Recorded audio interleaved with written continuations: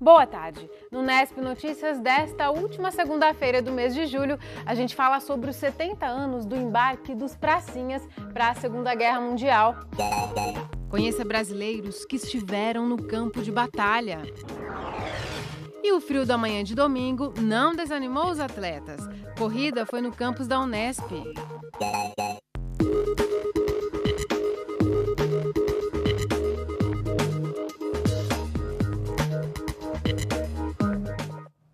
E aí, muito frio, né? Com esse tempo gelado, a gente pensa duas vezes antes de sair de casa. Mas ontem, em Bauru, atletas de toda a região deixaram a preguiça de lado e participaram da Eco Runner. A corrida foi realizada em um local diferente, o campus da Unesp, aqui em Bauru. Neste domingo, o local foi tomado pela velocidade de corredores profissionais e amadores na 6ª edição da Eco Runner.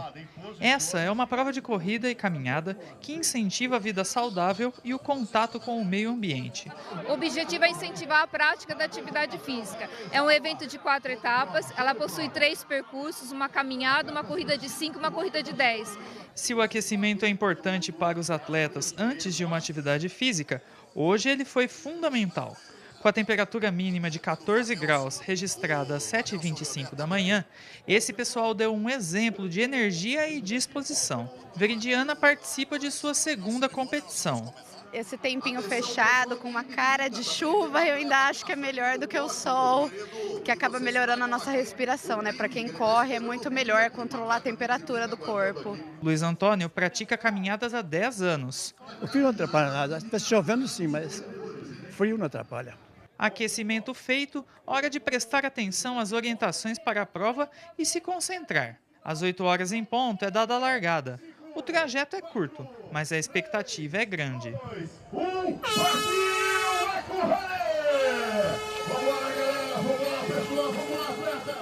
A Eco Runner é realizada todos os anos em Bauru e é dividida em 4 etapas. No total, 1.000 inscritos percorreram os trajetos de 5 e 10 quilômetros entre as avenidas Luiz Edmundo Carrijo Kolbe e as ruas do campus da Unesp. Mas se a corrida é em Bauru, quem levou a melhor foi a cidade de Lins. Aos 15 minutos de prova, Diego Rafael, vencedor do trajeto de 5 quilômetros, já se aproximava do fim. Treino todo dia, cara. Todo dia tem que estar treinando, tem que estar tentando melhorar. E não importa se está frio, se está calor, isso aí tem que treinar. É treino, né? Conforme o tempo passa, os demais atletas vão se aproximando do fim da competição. No meio deles, chega o vencedor da prova de 10 quilômetros. Michael também é de Lins. Ele, que treina há 5 anos, conta que é importante variar os ambientes de corrida. Então, para fim de treinamento é ótimo variar clima, variar terreno, cidade e também fazer um treino mais ritmado aqui nessa prova. Fim de prova, o cansaço é inevitável. A grande conquista aqui é a superação dos próprios limites e a vida mais saudável. Vale muito a pena investir nesse treino, por causa que é bom para a saúde, é bom para a gente mesmo se sentir bem, feliz, entendeu? É muito bom.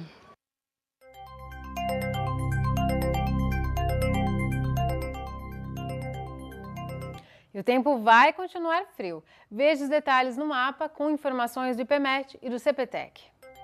Apesar do céu nublado em praticamente todo o estado de São Paulo, não chove em nenhum ponto neste momento. A tendência é que o tempo melhore nos próximos dias. As temperaturas devem começar a subir na quarta-feira. Em Bauru não há previsão de chuva para esta semana. A umidade do ar agora é alta, está em 74%. Temos ventos de brisa a 11 km por hora.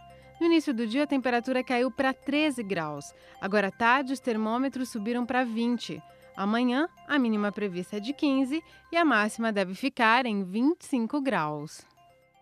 Ontem, em Bauru, motoristas realizaram a tradicional carreata de São Cristóvão. Os motoristas seguiram em carreata na Avenida Nossa Senhora de Fátima até a Igreja São Cristóvão. No local, os veículos receberam a bênção de São Cristóvão, que é considerado pelos católicos o padroeiro dos motoristas. E a gente vai voltar a falar sobre esporte aqui no Nesp Notícias. O presidente do Noroeste, Emílio Brumati, vai falar sobre a crise que o clube enfrenta. E tem mais.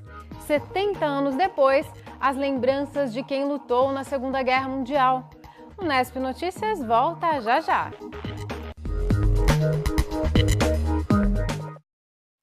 Nesta semana em que Bauru comemora 118 anos, vamos receber entrevistados de áreas que são referência para a formação da identidade da cidade. Hoje nós vamos falar sobre esporte, mais precisamente sobre o Clube Centenário de Bauru, o Esporte Clube Noroeste. O time vem passando pela pior crise da história. Nós vamos saber o que tem sido feito para reverter esse cenário. Recebemos o presidente do Noroeste, Emílio Brumati. Emílio, muito obrigada por sua presença aqui no Nesp Notícias. Tudo bem? Boa tarde. Emílio, você completou agora recentemente 9 meses à frente do Noroeste. Qual tem sido a prioridade dessa gestão? A prioridade nossa, até então, desde quando nós entramos lá, é pagar a conta.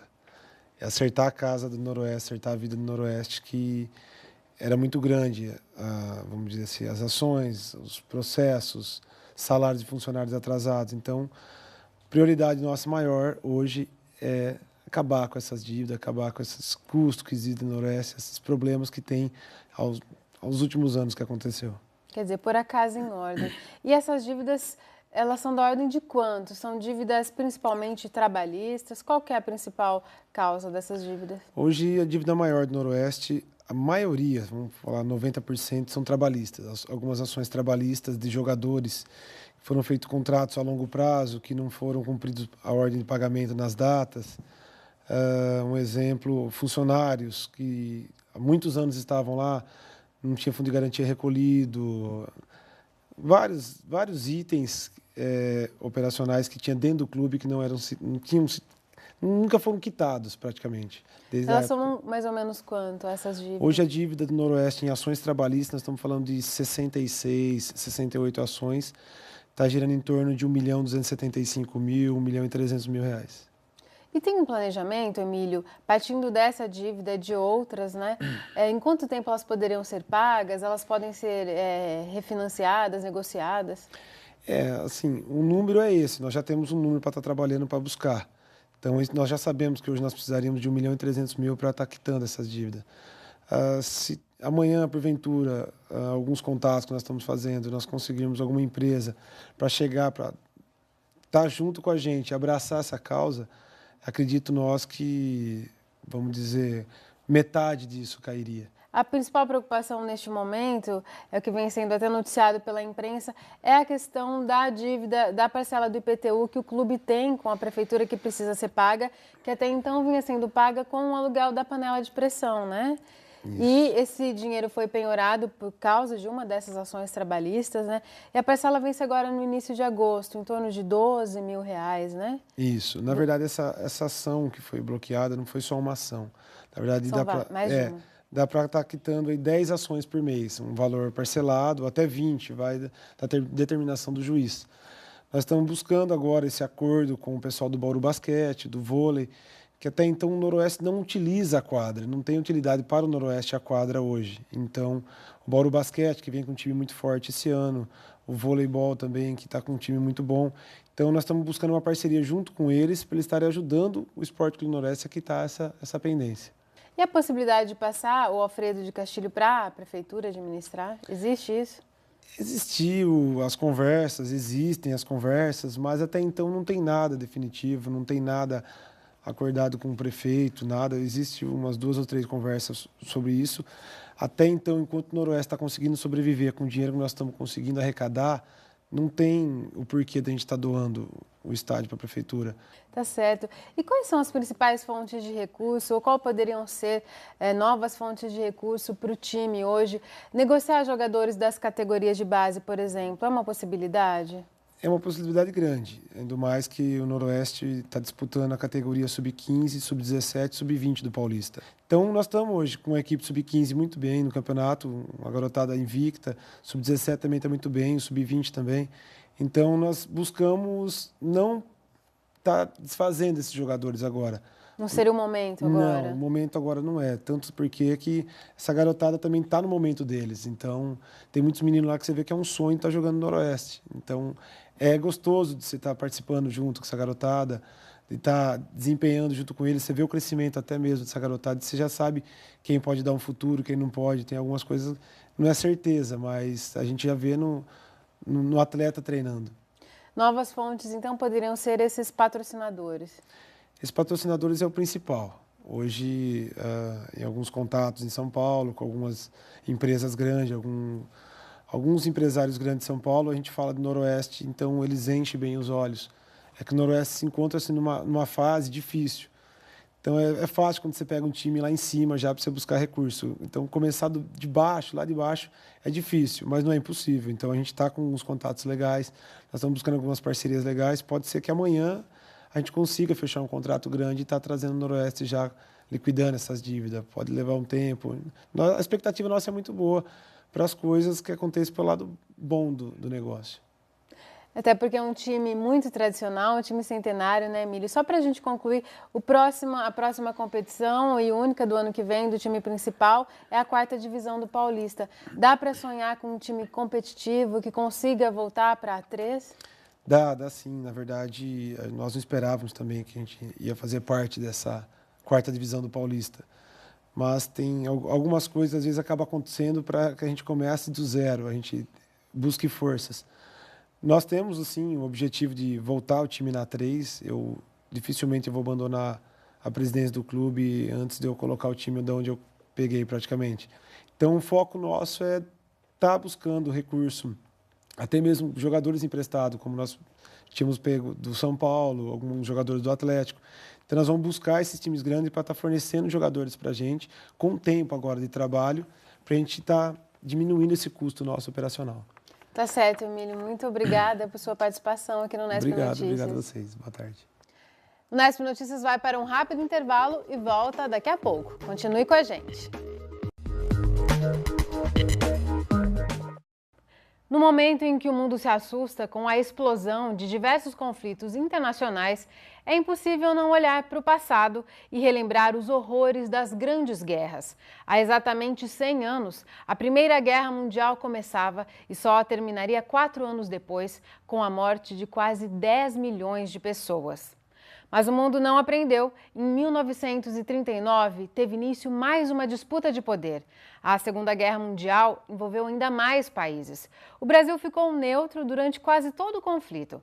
Mas em julho de 1944, o país entrou na guerra e mandou milhares de soldados para o fronte. 70 anos depois, as lembranças daquelas batalhas ainda estão marcadas na memória de quem viveu aquele período.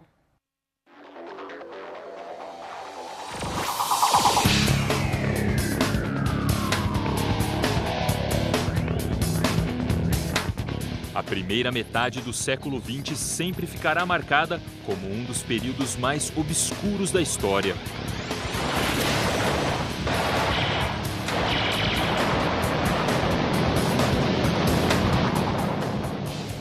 Entre 1939 e 1945, o conflito mais letal da humanidade arrastaria países inteiros para a Segunda Guerra Mundial.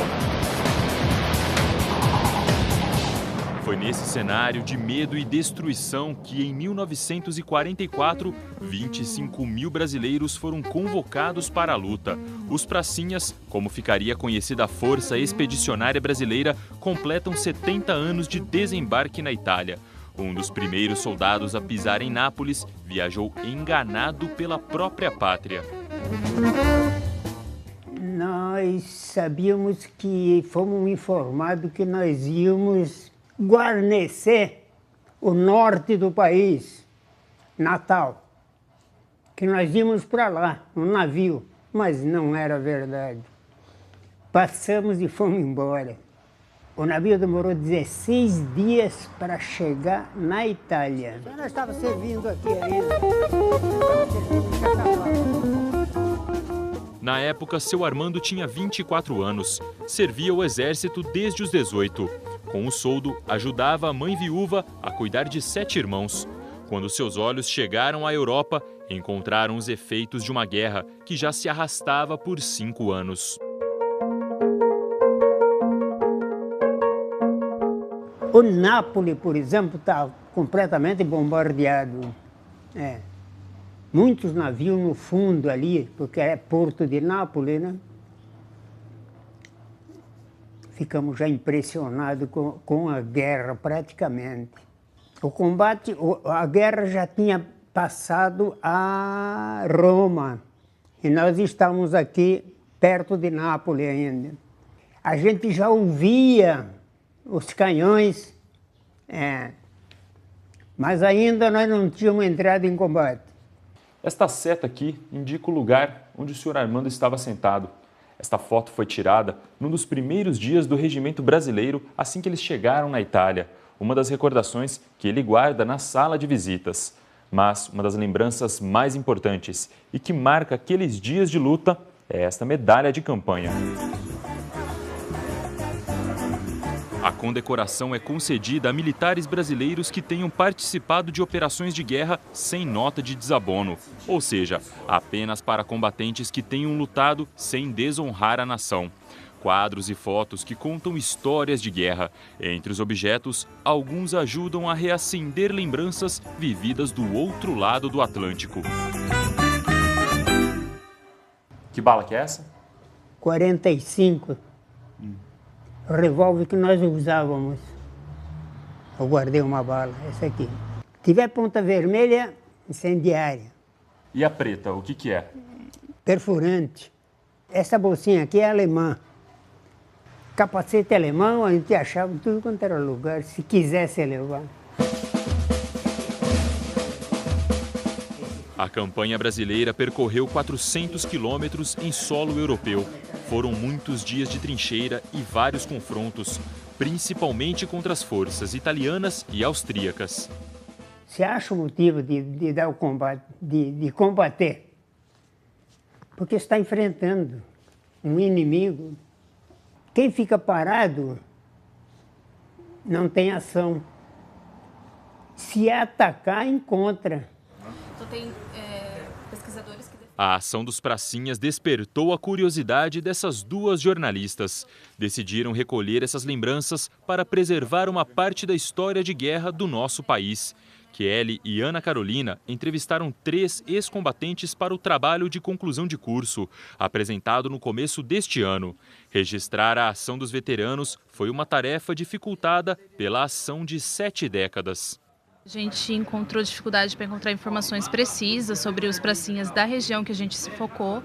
E depois vieram as dificuldades nas próprias entrevistas, porque os pracinhas tinham em torno de 90 anos de idade e por isso tinham dificuldades auditivas e uma série de questões que a gente precisou ter muito cuidado na hora de lidar com eles. A gente procurou tanto jornais quanto pesquisas científicas e livros. Livros são muito poucos e é bem contraditório. As pesquisas científicas mostram muito a contradição entre se a participação foi relevante, estratégica, importante para a Segunda Guerra Mundial ou não. Todo o material que a gente publicou foi material que a gente conseguiu comprovar a informação. Com o material montaram um site multimídia. Fotos, textos e vídeos ajudam a dimensionar a importância dos 25 mil homens que o Brasil enviou para a pior guerra da história. Um trabalho que foi além de uma tarefa acadêmica para se tornar uma experiência marcante na carreira profissional. Para nós foi extremamente gratificante poder contar essa história e ver a emoção deles, falando de momentos marcantes. A gente lidou com um tipo específico de fonte, pessoas de idade. Então o aprendizado veio muito nesse sentido e as histórias são transformadoras do ponto de vista pessoal também. Nesse sentido, acho que acrescentou muito para a gente enquanto pessoas, brasileiras até, e enquanto profissionais. A maioria já morreu. O interesse de jovens que ajuda a preservar o passado desses velhos soldados. Uma parte da história que, se não for registrada, inevitavelmente vai se extinguir nos próximos anos. Mas, por hora, permanece viva nos olhos de quem viu o inimigo frente a frente. Naquela época, o mais importante era voltar vivo. E aconteceu. Se você quiser saber mais sobre os combatentes e também conhecer o trabalho das duas estudantes, é só acessar o site www.homensdeguerra.com.br. Na sexta-feira, Bauru comemora 118 anos de história. E no aniversário da cidade, qual dessas 5 obras você gostaria de ver pronta? A reforma da estação ferroviária, a construção da estação de tratamento de esgoto, a remodelação da Avenida Rodrigues Alves, a reforma do pronto-socorro central ou a finalização do viaduto inacabado? Se você nos assiste pelo canal em HD, vê aí um ícone no canto superior da sua tela. Clique com o controle remoto e participe. Por lá você também confere outras informações sobre as reportagens do dia. Na semana do aniversário da cidade, nada melhor que conhecer as pessoas que fazem de Bauru um lugar melhor para se viver. São exemplos de trabalho, superação e amor à cidade que merecem destaque. Tudo isso na nova série do Unesp Notícias, Retratos, que começa amanhã.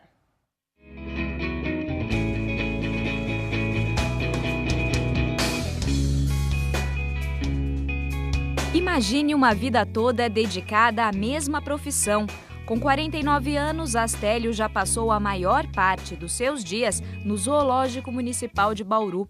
São 27 anos cuidando dos animais e orientando os profissionais que trabalham por aqui.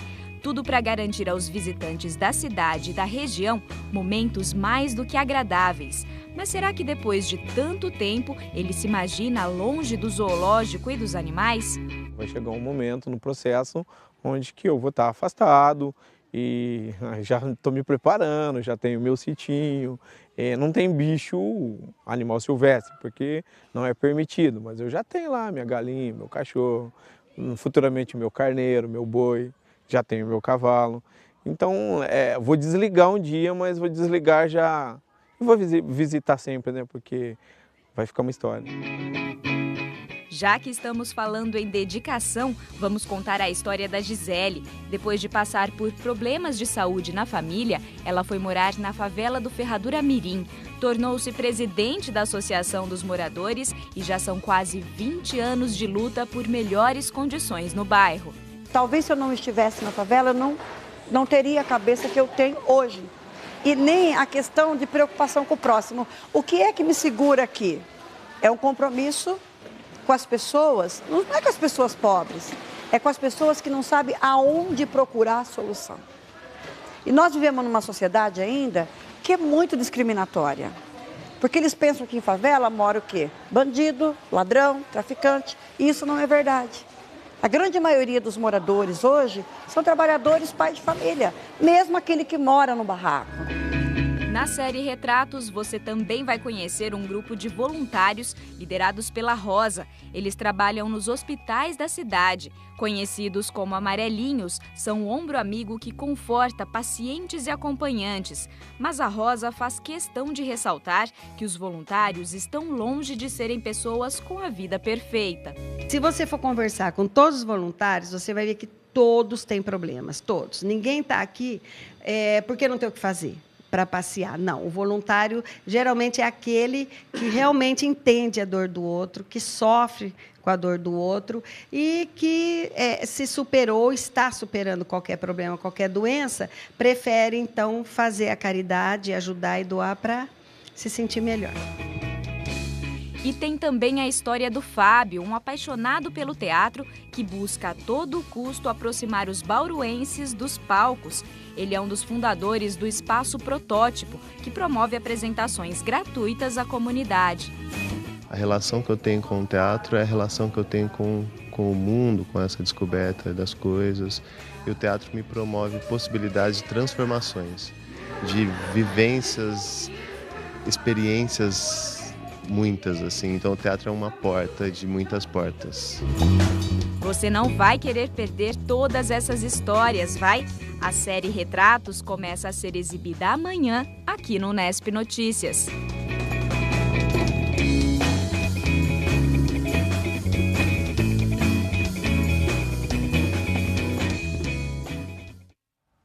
Está mesmo imperdível, né? A gente volta amanhã às 5h30 da tarde, ao vivo. Uma ótima semana para você. Tchau!